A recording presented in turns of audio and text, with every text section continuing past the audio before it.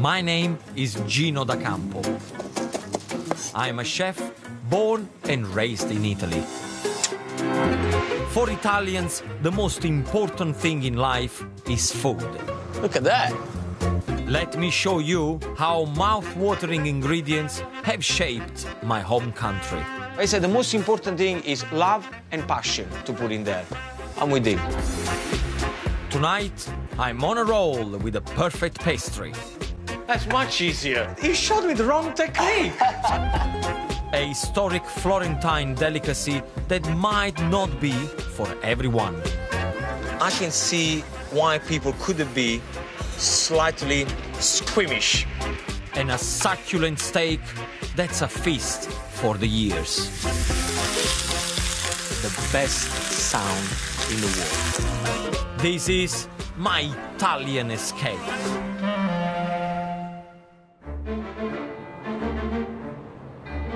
I've come to Florence, the regional capital of Tuscany. Striking, fascinating, and stimulating.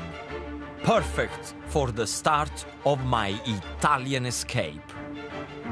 If you look at the map of Italy, the city of Florence sits at the top of Tuscany. Lying on the river Arno, Florence was a great center of medieval trade. As the city prospered, wealthy merchants and powerful families commissioned great work of art and impressive and inspiring buildings. And the Renaissance was born. Today, tourists visit Florence just for that art and architecture.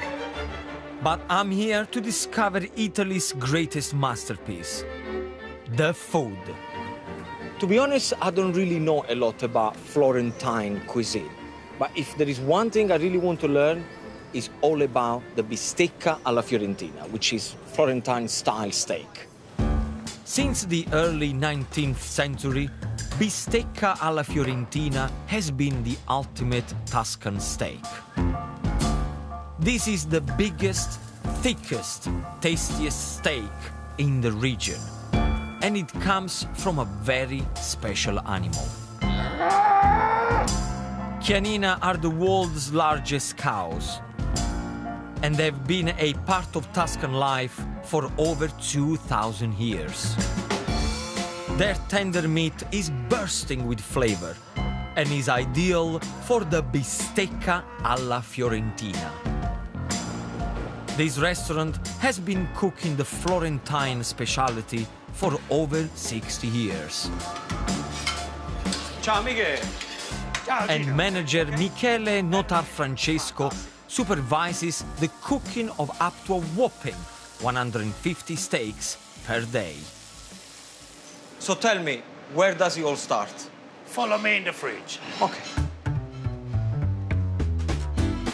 Now this is going to be good. A true Florentine steak can feed 2 people. And it has to be a particular thickness. It has to be 3 fingers. 3 fingers. But what kind of fingers are you using? Like Matteo fingers. Ah, all right. Michele has allowed me to cook this huge slab of meat in the traditional way over hot coals. What's the technique? A little bit of oil? Anything else? Assolutamente no. Nothing. Mettila direttamente sulla griglia calda. Just like that? Sì. Okay. La cottura deve essere rigorosamente alla fiorentina, nel senso abbastanza al sangue. And what if the customer wants it well done? Valla a mangiare al ristorante accanto. He said if a customer comes here and asks for a well-done steak, very politely he's going to go there and say, "Sir, do me a favor, go to the restaurant next door." A rustic, salty crust stops the meat inside from cooking too quickly. But soon the steak's ready. There you go. And my mouth can't stop watering. Look at that. That's fantastic. Come on. Let's go eat it. Okay. The beauty of the Fiorentina T-bone is that you get a bit of sirloin, Mamma mia. and a bit of fillet steak, all on one plate. Nice. You done the steak for me, I'll do the oil. There you go.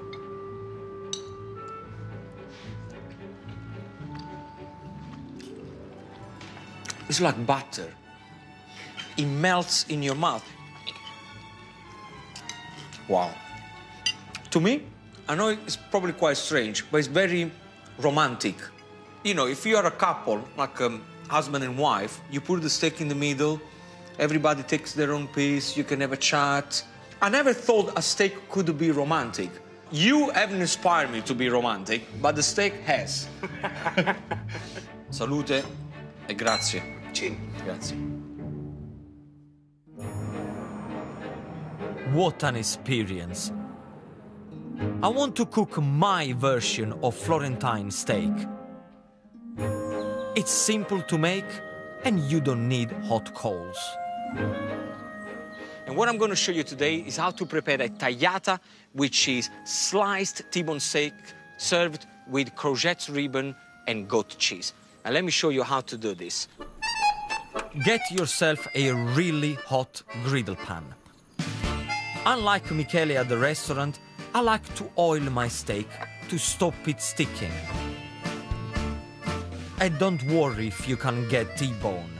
You can use rump instead. I also cut the fat, then the steak won't curl up in the pan. Now listen to the sound of this.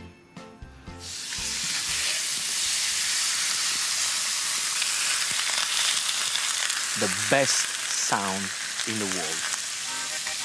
While the meat sizzles away, I'm going to get it on with the garlic.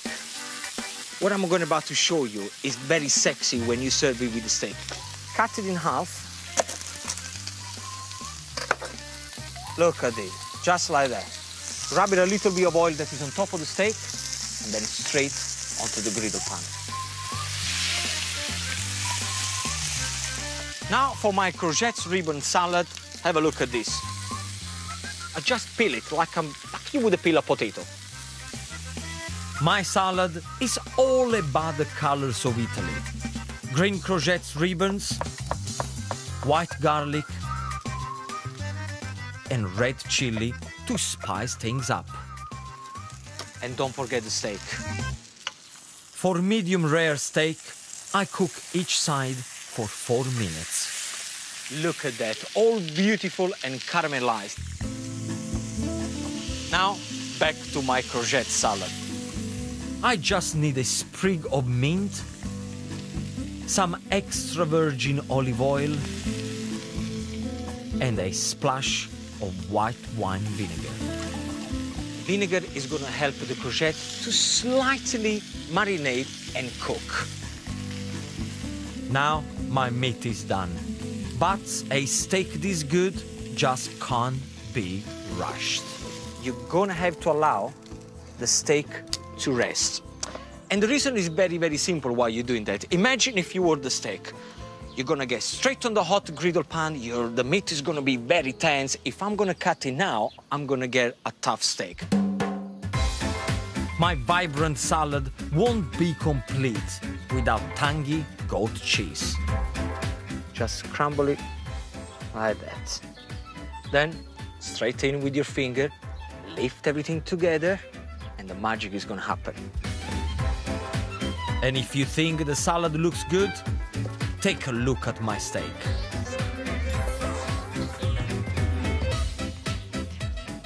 And there is only one way I would serve it. A large, rustic chopping board. My fresh salad works so beautifully with a juicy steak. Don't forget your griddle garlic, and finally, a little drizzle of extra virgin olive oil. Buonissimo. That's it, there you have it. Keep it simple, keep it rustic, and keep it Italian.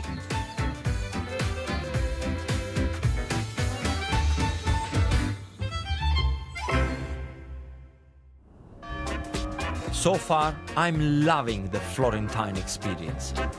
But there is still so much more to discover in this beautiful region. Next, the perfect way to eat the perfect pudding. I think the way to eat it is like this. And I create a fruity dessert that's most appealing. Look at this. 7 years in catering college.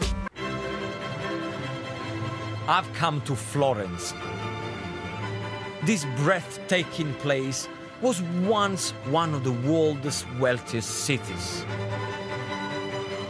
But while Renaissance Florence enjoyed economic power, not everyone was rich. The poor lower classes were forced into eating whatever was available.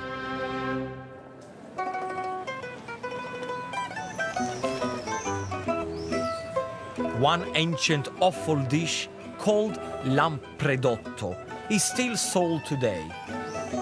It may look disgusting, but it's a tradition you have to experience if you come to Florence. My theory on trying new food is very simple. Life is too short. Whenever I have the chance, I will try everything that you put in front of me. Simple. Pierpaolo Pollini and his dad Sergio have been running one of the city's many lampredotto stands for 15 years. So the Florentines must be onto something. Ciao ragazzi, Buongiorno. come va? Bene, grazie. Tutto bene? Tutto a posto? Tutto bene? Mi spiega un pochettino che fate? Allora, a Firenze si chiama lampredotto, in italiano per la verità si chiama abomaso. È l'ultimo stomaco del bovino. Bollito nel brodo, con tutti gli odori, come si fa il lesso, uguale, no? Carota, sedano, cipolla, pomodori freschi, pomodoro pelato, basilico. Well, it doesn't look too appetizing, but I never say never. Me lo preparo uno con, nella vaschetta. Per Nella vaschetta. Capito? Questo era il mangiare dei poveri. I ricchi mangiavano le bistecche, poi rimangiavano i lampredotti. I poveri si facevano. È ovvio. Poi è diventata una cosa, direi anche di moda, perché mangiano gli studenti, le ragazze. Ecco fatto. Grazie, caro. Classico fiorentino, sale Grazie. e pepe. Grazie, grazie. I have to say that I can see why people could be slightly squeamish when they see this, but I'm going for it.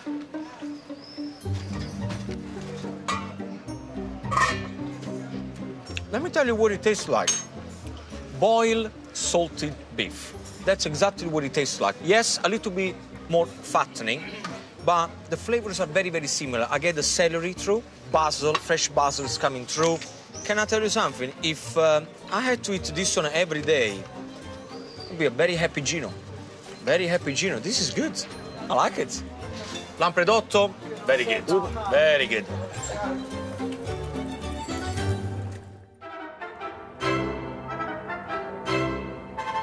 Now that I've sampled the ultimate Florentine savory dishes, I want to taste something much sweeter. So I'm heading out of Florence to the nearby city of Prato in search of a delicious dessert.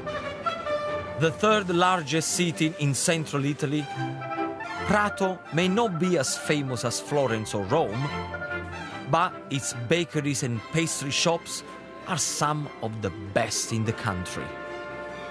Italians, they use pastry for breakfast, lunch, brunch. Mainly, though, when they go to people's house for dinner, they always come up with a tray of pastry goodies that they take as a present. The peach of Prato has been the city's most celebrated pastry for over 150 years. And I want to find out how master baker Paolo Sacchetti has perfected it. Paolo, Oh, ciao. come sta bello? Bene. Tutto bene? Tutto bene, grazie. Oh, io devo sapere il segreto di come fai questa pesca che tutti parlano. La prima cosa è riuscire a ottenere questa struttura. It's very, very soft. Paolo's sweet, bready brioche dough starts when he grates orange zest into flour. He actually gave me a tip that I didn't know. He said the oil of the orange skin, it melts into the flour and you get an explosion of flavors. Piccoli segreti che fanno la differenza. The magical dough mixture is churned with vanilla butter and honey for extra sweetness. I could almost eat it now. Beautiful. And the smell. So he's rolling into little sausages. And then he's making little balls. Ah, he's using his thumbs to do it. Paolo wants me to help make the next batch of balls. All 500 of them. I think it's going to be quite tiring. No? No. This can be that difficult. Why can you not get a machine to do this? I don't know. I give up. I'm doing it the Gino way. That's easy. That's much easier. Why? He showed me the wrong technique. See, look. Guarda, pronto? Vai. Voila! Perfect. That's the way to do it, not with the fingers. I'm nowhere near finished, so Paolo's lending me a hand. I think he's copying my technique now. Cheeky monkey. While the dough goes into bake, Paolo prepares some heavenly vanilla pastry cream, which will fill the buns. And my little balls come out like posh donuts. They look absolutely amazing, but now I want to see how to put them together. Paolo, dai, fammi vedere. Allora, First, a boozy dip into the Italian spicy liqueur, Alkermes. Then, the smooth vanilla cream, a sweet coating, sugar. Nice. and finally, candied orange peel. And now the job is done. Now I can't resist anymore. Vado? Mezza e mezza. Oh, all right. Oh, so there is a proper technique to do it.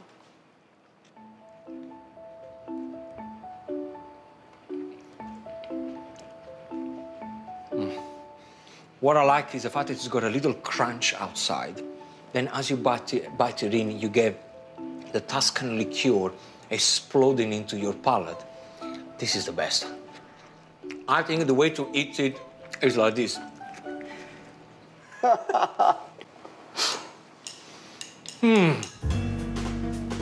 Paolo's speeches have really inspired me to create my own fruit and cream dessert. It's apple poached in red wine with amaretti biscuit cream. And we start right here with this beautiful apple. I've already taken out the core of these Granny Smiths, so just peel away. Look at this. 7 years in catering college. The apples go into a deep saucepan. Get yourself a good bottle of red wine and cover the apples. That's it. Now my apples get a hot and spicy bath with sugar, cinnamon, and black peppercorns. Cook the apple for 4 minutes, switch off the heat, and just let it cool down in the red wine. I'm now ready for my amaretti biscuit cream. And it starts with 2 golden egg yolks and a good helping of castor sugar. And you now need to whisk your egg yolk until pale and fluffy. Believe you me, the hard work will be worth it. I'm happy with this. Shiny, smooth. Straight in there, we're gonna add the mascarpone cheese. Mascarpone boosts the flavor of the dish without overpowering the original taste. Vanilla adds a warm and sweet flavor. And if you can't get pods like this one, use a few drops of vanilla extract. There you have it. Straight into the mascarpone and egg cream. Now the last thing you have to do is crushing a few amaretti biscuits. These crunchy biscuits add not only a beautiful texture to the cream, but I love their intense almond flavor. Now it's time for my poached spicy apple. I'm gonna choose this one. I like this one.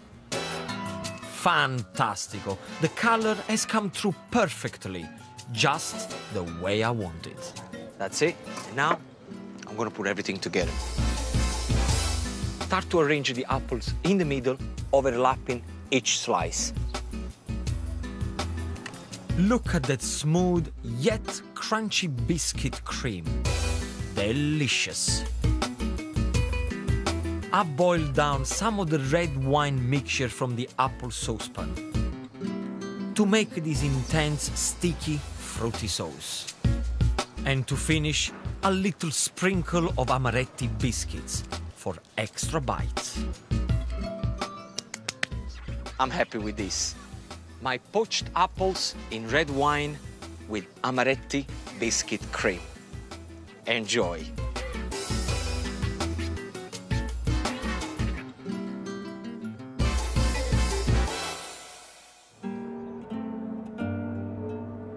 My time in Florence is almost over. It's been so easy to fall in love with this timeless place. And I know I'll never forget the people and traditions which have made my time here so special. You can find all Gino's delicious recipes and more in his accompanying book, Gino's Italian Escape: A Taste of the Sun, out now from all good retailers. Well, just a few weeks in time changed a lot for Alicia Dixon. She tells all to Piers Morgan in a new series of life stories at 9. And Paddy Considine stars in The Suspicion of Mr. Witcher at 9:05 on Sunday. Next, will Carla open up to the police? We're back off to Coronation Street.